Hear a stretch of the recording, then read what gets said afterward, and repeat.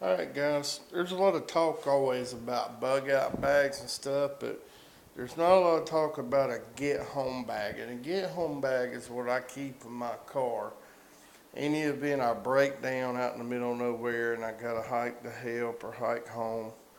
If I'm at work and there's an EMP attack, grid failure, massive nuclear attacks, any kind of shit hits the fan scenario, and I'm either not able to drive my vehicle or there's a chance I may have to abandon my vehicle may break down, whatnot. I work about 5 to 7 miles from my home in the town I live in, but the neighborhood that my business is in, my car lot, is in a pretty rough section of town, so I would hope that I wouldn't have to hump it from here.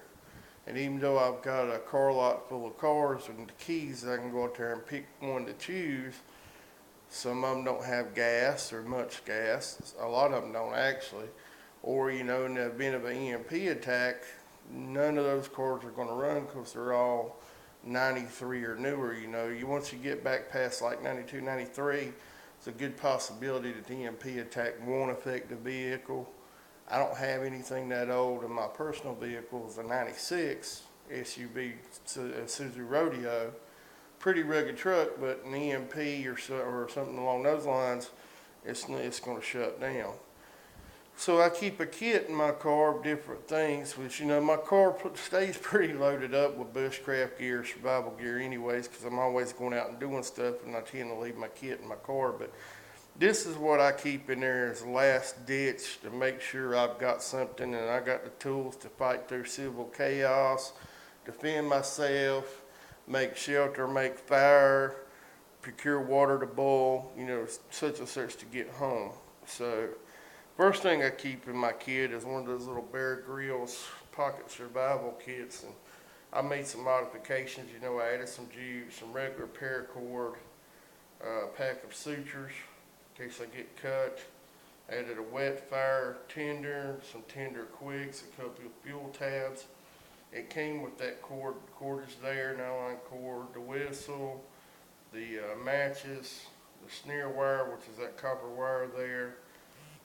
It had a Bear Grylls sparrow rod in it, and I modded that into an antler. We're going to put an antler on it and antler head on it. And it's actually there on my BHK Woodsman.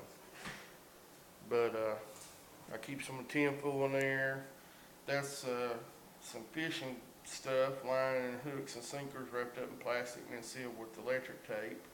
And comes with that little bag here, which is waterproof, and it all comes in this little package here.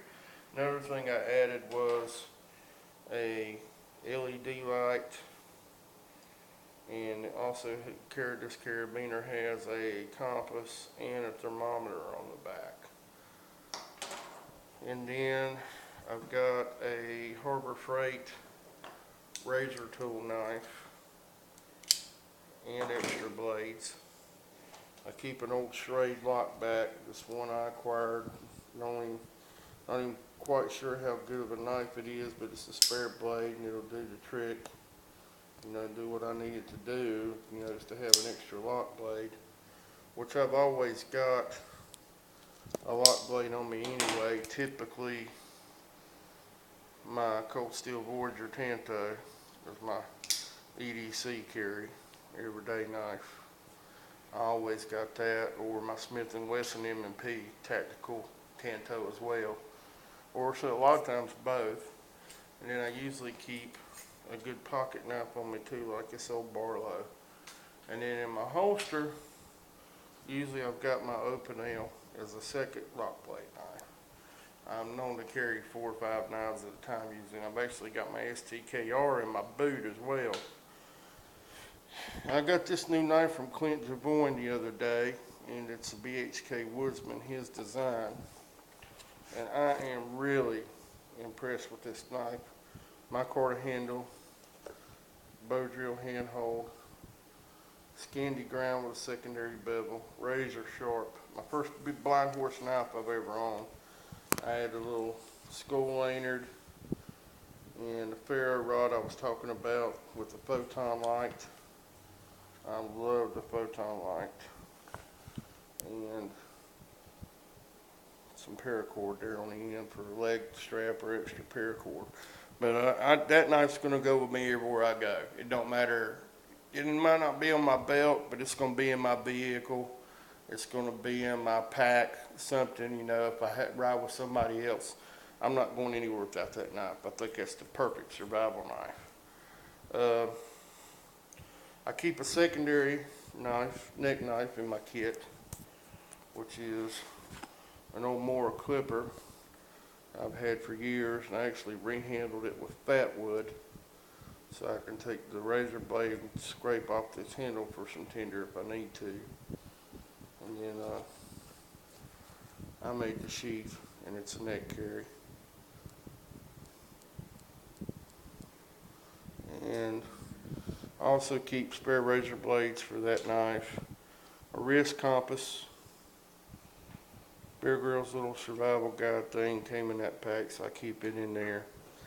I also keep a little match case with matches and some lint down in there, and some tape around the outside. And it's got a whistle as well, and it comes with a compass and a mirror on the cap. And I keep a pair. These go on around your waist, and they're little inexpensive stinger knives. I do little daggers, because you know, you shit hits the fan, things collapse, there's civil chaos. You're gonna have to be able to defend yourself. The more blades you got, the better off you're gonna be. I keep a couple of cheap flashlights, run on AA batteries, and I got some spares in my car, spare batteries. And I've also got my mini mag in my car. It's always there too. Keeping at least one Mountain House meal, because you got to be able to eat, you know, to keep your energy up. And this is a neat little deal I got from School of Living Light, my buddy Benji Bard. And this is a Jolly Tank, and this is an inflatable or foldable water carrier. Carries up to 8 liters of water. So if I'm having to procure water from a creek for boiling or whatever. I also keep my Nepalese kukri in my car. I believe in having a big defensive blade for when the shit hits the fan, and it's harder to find a better weapon than a kukri. And my Condor spike hatchet stays in there. I believe in carrying an axe everywhere you go. Keeping one in there. And it's funny, I got this backpack I keep all this in from Doomsday Preppers. They actually approached me about being on the show, and I told them, no, I don't think so. I'm not going to be made to look like a fool on TV. I don't want my identity out there as a prepper, and you're definitely not going to film my home or what I have in it, so I'll pass. But they gave me the backpack trying to entice me in. And I also keep a roll of electric tape, indispensable, some medical tape, and last but not least, my Army canteen with the canteen cup, canteen stove, and the canteen itself. Got some water purification tablets there, and got a little pocket in the front where I keep a little coffee and things like that, a couple coffee packets in there. But that's what I keep in my car, guys. You know, you got to be able to get home if something happens, the vehicle breaks down. I broke down one time way back to Smoky Mountains and had to hike about 5 hours out to the nearest town to a Walmart and buy a cell phone, because I didn't own one at the time, to call my mom and her boyfriend to come up there and get me. My truck was broke down way back in there. It's middle of winter, nobody going in and out hardly. So it's good to keep emergency kit in your car, just for the fact of getting home and getting to where you're at. And of course, I always have, you know, it's in the drawer here in my office, but I always keep my little pocket 22 and a box of rounds in the car as well. So a lot of times I'll have a shotgun or a rifle stashed in there. I don't at the moment, but a lot of times I carry one back here in the back too, just as an added measure. But just want to make a quick video and touch on the subject. You know, like the name of the group says, expect the unexpected that we run on Facebook. You've got to be prepared for anything. And I think it's better to have something and not need it than need it and not have it. And that's all. Gary J signing off.